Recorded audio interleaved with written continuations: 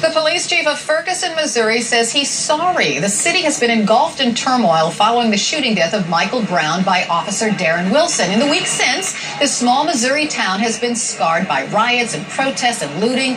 Well, now the police chief, Tom Jackson, has taped an apology. Jason Carroll joins us to tell us more. Yeah, I think a lot of people out there were waiting for this, wondering if it would ever happen. As you know, he's been under so much scrutiny for so long, criticized for so many things, criticized for the shooting, criticized for the way protesters were handled, criticized for the way Michael Brown's body was handled. There were many calls for his apology. You remember this. We heard it in the hours and the days and the weeks following what happened. Also calls recently for his resignation. Finally, within the past hour, Chief Tom Jackson did speak out, issued an apology not only to the community, but to Michael Brown's family. As many of you know, my name is Tom Jackson, and I'm the Chief of Police of the City of Ferguson. The events of the past few weeks have sent shockwaves not just around the community here, but around the nation. Overnight, I went from being a small-town police chief to being a part of a conversation about racism, equality, and the role of policing in that conversation. As Chief of Police and as a resident, I want to be part of that conversation. I also want to be part of the solution. But before we can engage in further discussion of the broader issues, I think it's important that we address the central issue that brought us here today, and that's the death of Michael Brown. I want to say this to the Brown family. No one who has not experienced the loss of a child can understand what you're feeling. I'm truly sorry for the loss of your son. I'm also sorry that it took so long to remove Michael from the street.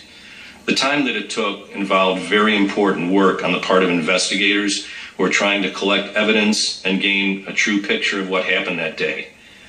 But it was just too long, and I'm truly sorry for that. Please know that the investigating officers meant no disrespect to the Brown family, to the African American community, or the people of Canfield. They were simply trying to do their jobs. There were many people who were upset about what happened in Ferguson and came here to protest peacefully. Unfortunately, there were others who had a different agenda. I do want to say to any peaceful protester who did not feel that I did enough to protect their constitutional right to protest, I am sorry for that. The right of the people to peacefully assemble is what the police are here to protect. If anyone who is peacefully exercising that right is upset and angry, I feel responsible and I'm sorry. I'm also aware of the pain and the feeling of mistrust felt in some of the African American community towards the police department. The city belongs to all of us and we all are part of this community. It is clear that we have much work to do. As a community, a city, and a nation, we have real problems to solve.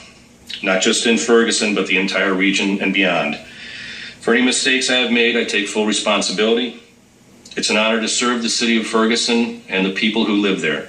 I look forward to working with you in the future to solve our problems. And once again, I deeply apologize to the Brown family.